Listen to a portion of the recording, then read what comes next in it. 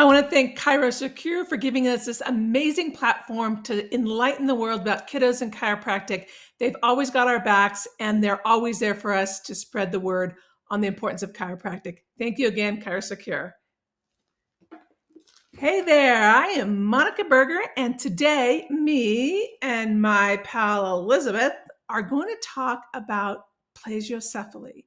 So, pop quiz. Is there sufficient evidence to support the fact that infants that have developmental plagiocephaly will go on to develop other neurodevelopmental challenges later in life? Yes, no, or maybe? Well, we're going to dash in, dig in, and we're going to hash it all out right here, right now. Elizabeth is going to take a nap as I help you understand the importance of what you need to know for your practice, for your families, and plagiocephaly. So let's do it. So first of all, you should know the percentage. Raise your hand. I know you're probably not, if you're listening to this, but you can't raise your hand, but we're going to pretend like this is a little pop quiz in the classroom. Raise your hand if you know the percentage of infants that present with plagiocephaly. This is a big number that anybody working with kiddos in their practices need to know. So here's the scoop. It is a wide gap or wide range, and the literature shows anywhere from 20 to 50%. Big stretch there, right? In 2023, it went as high as 46.6% of infants presented with developmental plagiocephaly. That is a big number that we should be aware of. And you're going to see why even more so in just a few minutes. So hang tight. So first of all, so we need to be mindful. We need to be able to manage those little fiddle farts when they come in our offices. But we also need to have a keen eye on what potentially may or may not develop down the road. So risk factors. Birth risk factors that are associated with developmental plagiocephaly. Now, this is different than craniosynostosis, which is actually very, very rare, okay? So this is positional developmental plagiocephaly, brachiocephaly. Risk factors, preterm birth. That's something that I talk about a lot, okay? Multiples, okay, because positional in utero. And those with assisted devices, forceps suction upon during the birth process, have about a 2% increased risk of developing plagiocephaly. C-sections has been associated with, but it doesn't seem to be an increased risk. So these are also factors we need to understand and look at. So from the traditional medical pediatric treatment standpoint, the biggest recommendation is tummy time. Wonderful, great, right? And we've seen this massive rise in these numbers, up to 50% of kiddos because of the Back to Sleep campaign, right? Advocating supine sleeping. So, and that's very well known. So they advocate tummy time. Makes sense, right? All right, get the baby on tummy time. What if they don't like tummy time? What if they can't do tummy time? What if they have vertebral subluxations or low tone? And we're seeing more and more kiddos that are struggling with tummy time. So one thing you need to understand is, what does tummy time look like? And I've talked about this for several years now, and we've done subsequent events where we've talked about proper progressive neuromotor patterns and proper progressive tummy time. So that's critical that you need to know those.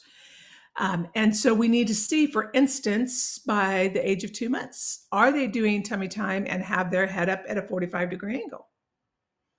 At the age of 3 months, are they doing tummy time and have their head up at a 90-degree angle?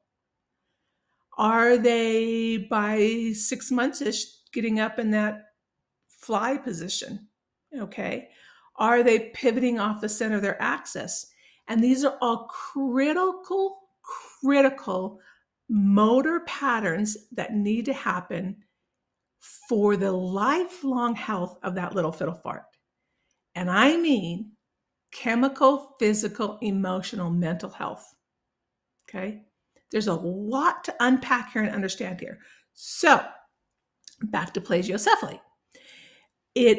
So they say, okay, do tummy time. Okay, what if the little kiddo doesn't like or can't do that? And if they have vertebral subluxations, they may be restricted in being able to do that. Well, we know that plagiocephaly leads to body asymmetry. Okay, so let's take the supine position. Let's say they have a right plagiocephaly and they're always lying with their head to the right and they're always looking towards the right. Hand-eye coordination to the right may develop, okay? But what about hand-eye coordination or knowing I have a left side? Okay, that our brain needs to know we have a right side and a left side, an upper body and a lower body. So that can lead to a what we call midline neglect, not knowing I have two sides.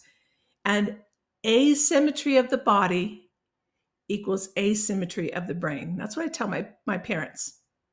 Okay, so if we see these asymmetries of body movement, that means asymmetrical brain development. It's very easy, very poignant though, a very poignant point to tell your parents. So we know that body asymmetry is something that we really are concerned with those with plagiocephaly. But the other thing that they're seeing is plagiocephaly is associated with motor delays.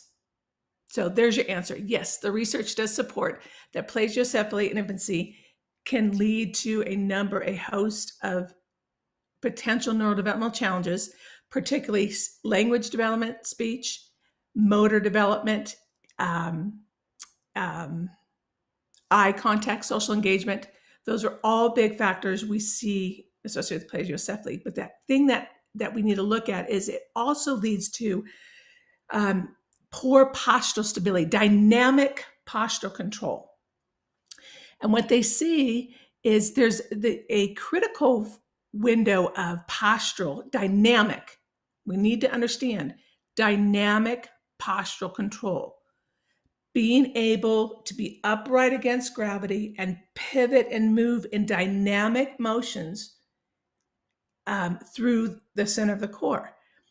And there's a critical window that develops, that dynamic postural stability, especially from ages 3 to 6.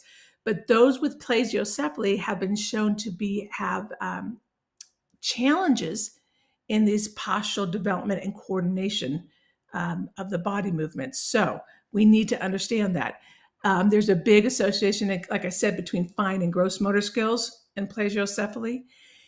There was one study that was really interesting. They did an EEG and event-related potentials, ERPs, basically on school-age children that had a history of plagiocephaly in infancy, ages 9 to 15 years old, and they showed that they had struggles with auditory processing.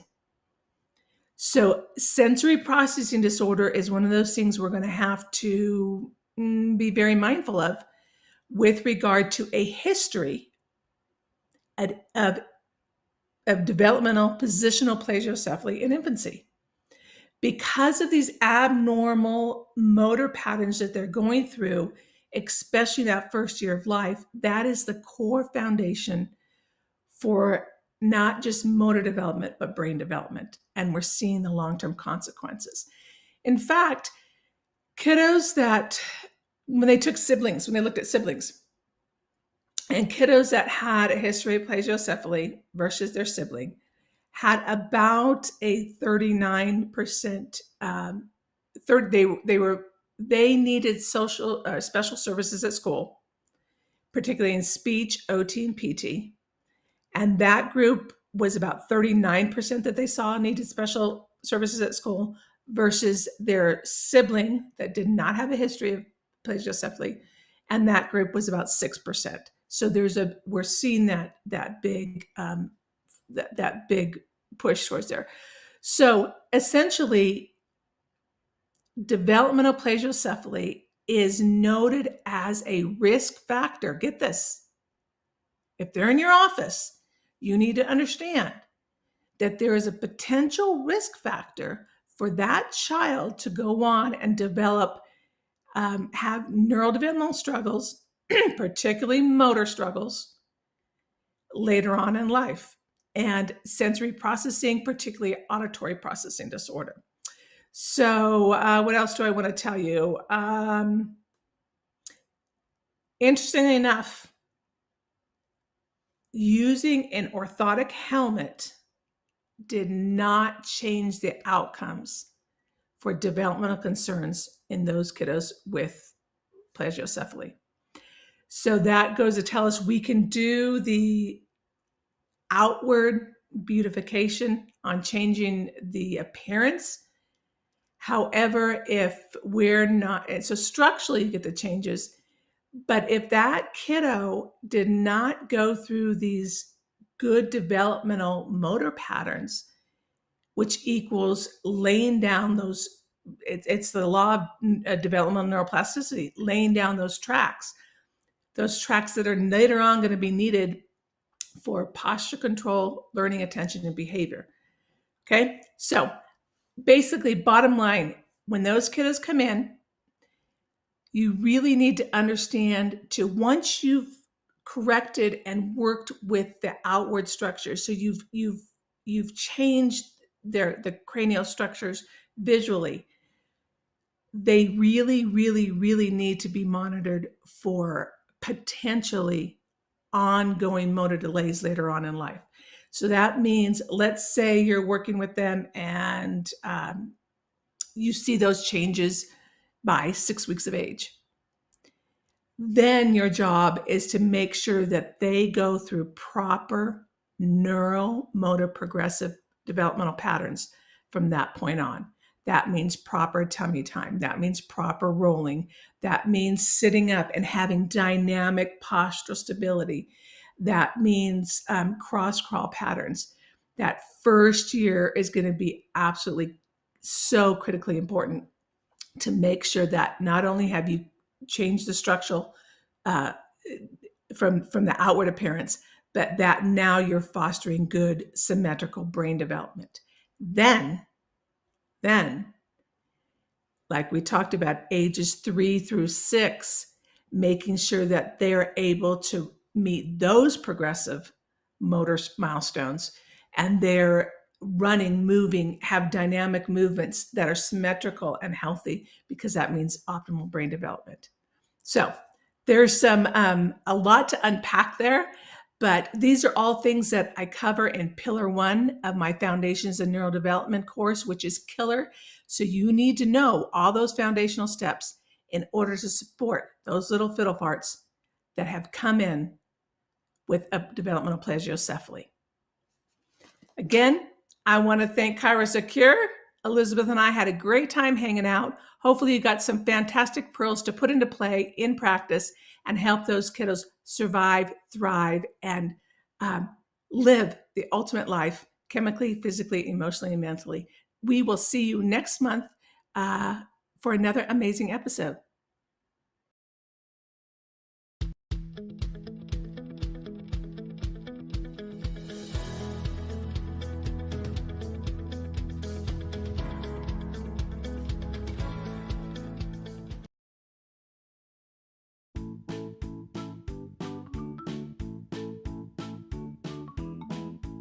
Today's pediatric show, Look to the Children, was brought to you by ChiroSecure.